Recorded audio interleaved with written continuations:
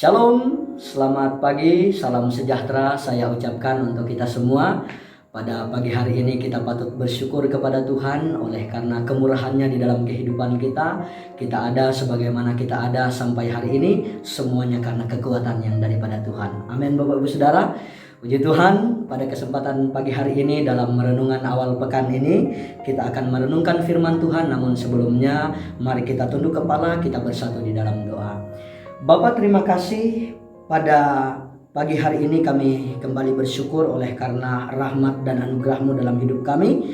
Terima kasih Bapak di surga, berfirmanlah kepada kami semua, sebab kami anak-anak-Mu telah siap mendengarkannya. Haleluya, amin. Baiklah Bapak Ibu Saudara yang kekasih dalam nama Tuhan, kita akan membaca dalam satu bagian firman Tuhan yang terdapat di dalam kitab Perjanjian Baru, yaitu Matius pasalnya yang ke-14, ayatnya yang ke-22 hingga ayatnya yang ke-33. Adapun Lembaga Alkitab Indonesia memberikan judul perikop di atas, yaitu Yesus berjalan di atas air. Saya akan membacakannya kepada kita semua. Sesudah itu Yesus segera memerintahkan murid-muridnya naik ke perahu dan mendahuluinya ke seberang. Sementara itu ia menyuruh orang banyak pulang. Ayatnya yang ke-23, dan setelah orang banyak itu disuruhnya pulang, Yesus naik ke atas bukit untuk berdoa seorang diri. Ketika hari sudah malam, ia sendirian di situ. Perahu murid-muridnya sudah beberapa mil jauhnya dari pantai dan diombang-ambingkan gelombang karena angin sakal. Kira-kira jam 3 malam, datanglah Yesus kepada mereka berjalan di atas air. Ketika murid-muridnya melihat dia berjalan di atas air, mereka terkejut dan berseru, "Itu hantu!" Lalu berteriak-teriak karena takut. Tetapi segera Yesus berkata kepada mereka, "Tenanglah, aku ini, jangan takut." Lalu Petrus berseru dan menjawab dia, "Tuhan, apabila Engkau itu, suruhlah aku datang kepadamu berjalan di atas air." Kata Yesus, "Datanglah." Maka Petrus turun dari perahu dan berjalan di atas air mendapatkan Yesus. Tetapi ketika dirasanya tiupan angin, takutlah ia dan mulai tenggelam, lalu berteriak, "Tuhan, tolonglah aku." Segera Yesus mengulurkan tangannya memegang dia dan berkata, "Hai orang yang kurang percaya, mengapakah engkau bimbang?" Lalu mereka naik ke perahu dan angin pun redalah. Dan orang-orang yang ada di perahu menyembah dia, katanya, "Sesungguhnya engkau anak Allah."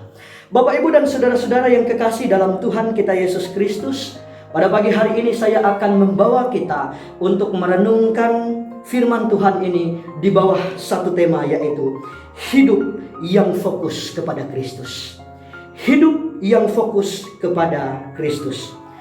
Bapak, Ibu, saudara yang kekasih dalam Tuhan, berbicara tentang fokus, kita dapat mengambil satu contoh dari sebuah kaca pembesar dan kertas.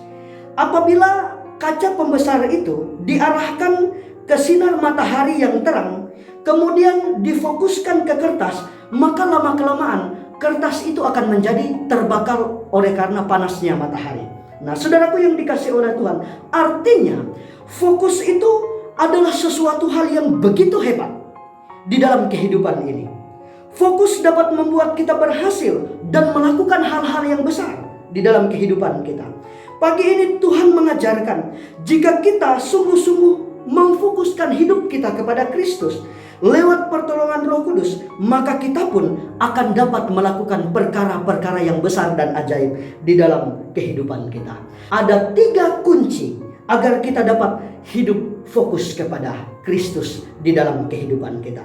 Yang pertama, mempercayai Tuhan di dalam kehidupan kita. Trust Him, mempercayai Tuhan. Nah, saudara, mempercayai Tuhan itu bukan hanya sekedar berkata percaya. Banyak orang berkata percaya, tetapi mereka gagal untuk membuktikannya. Iblis pun percaya, tetapi iblis menolak firman dan tidak berbakti kepada Allah. Mempercayai Tuhan adalah percaya dengan sepenuh hati, tidak terpengaruh oleh musim, tidak terpengaruh oleh situasi dan kondisi apapun keadaan kita. Ya, itu tidak mempengaruhi iman seseorang. Dalam Amsal pasal 3 ayatnya yang ke-5. Nah, orang yang mempercayai Tuhan, ia berani memegang teguh janji Tuhan. dan ia selalu siap untuk melakukan firman Tuhan, berani bertindak dengan iman, serta taat kepada perintah Tuhan. Seperti contoh dalam firman Tuhan ini, Petrus ketika ia fokus kepada Yesus, lalu ia bertindak dengan iman, melangkah keluar dari perahunya pada saat itu, berjalan di atas air untuk menjumpai Yesus pada saat itu. Saudaraku yang dikasih oleh Tuhan, di dalam Yakobus pasal 2 ayat 26 mengatakan, iman tanpa perbuatan adalah mati.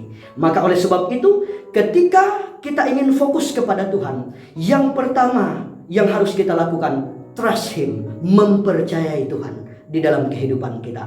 Yang kedua, bagaimana caranya supaya kita hidup fokus kepada Kristus? Yang kedua, kita harus menyingkirkan segala hal yang sifatnya menghalangi kehidupan kita ketika kita mau datang kepada Tuhan Yesus. Saudaraku yang dikasih oleh Tuhan, dalam hidup ini ada begitu banyak perkara yang bisa menjadi penghalang fokus kita kepada Tuhan. Contohnya adalah perasaan bersalah, dosa, keinginan daging, hawa nafsu, kebimbangan, terhimpit oleh kesulitan hidup.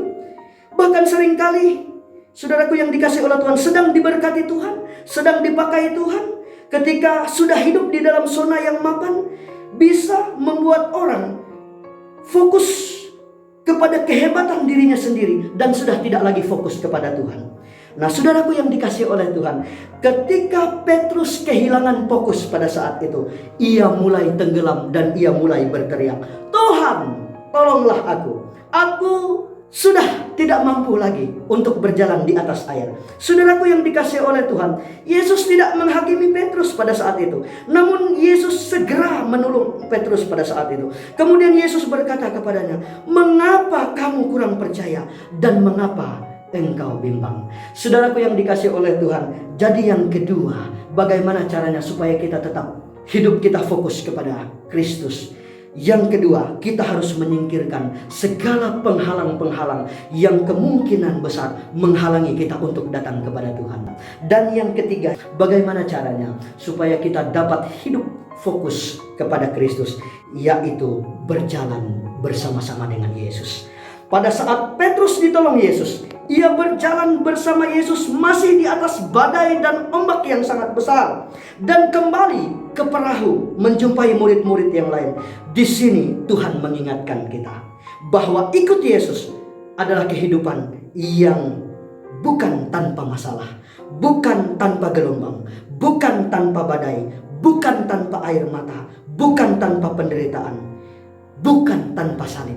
Saudaraku yang dikasih oleh Tuhan, tetapi Tuhan Yesus berjanji untuk terus pegang erat tangan kita, menguatkan kita, mengajarkan kita, membentuk kita agar kita tetap kuat, agar kita tetap fokus, sehingga karakter kita diubahkan dan terus bertumbuh serupa dengan Kristus. Saudaraku yang dikasih oleh Tuhan, mari kita mempercayakan hidup kita dengan bulat hati di hadapan Tuhan.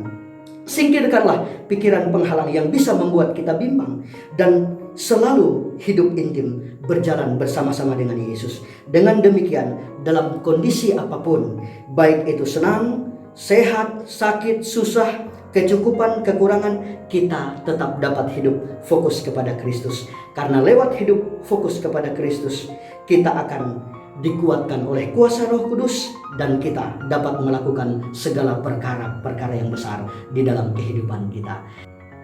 Bagaimana caranya supaya kita tetap hidup fokus kepada Tuhan? Yang pertama adalah mempercayai Tuhan. Yang kedua, singkirkan penghalang-penghalang yang kemungkinan membuat kita tidak bisa datang menjumpai Tuhan. Dan yang ketiga, berjalanlah bersama-sama dengan Tuhan. Mari kita bersatu di dalam doa. Tuhan, terima kasih untuk firman-Mu pada pagi hari ini.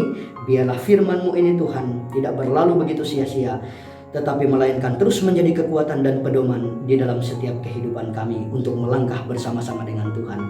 Terpuji dan termulialah nama-Mu Tuhan. Di dalam nama Tuhan Yesus kami bersyukur buat firman-Mu pada pagi hari ini. Amin. Puji Tuhan Bapak Ibu Saudara.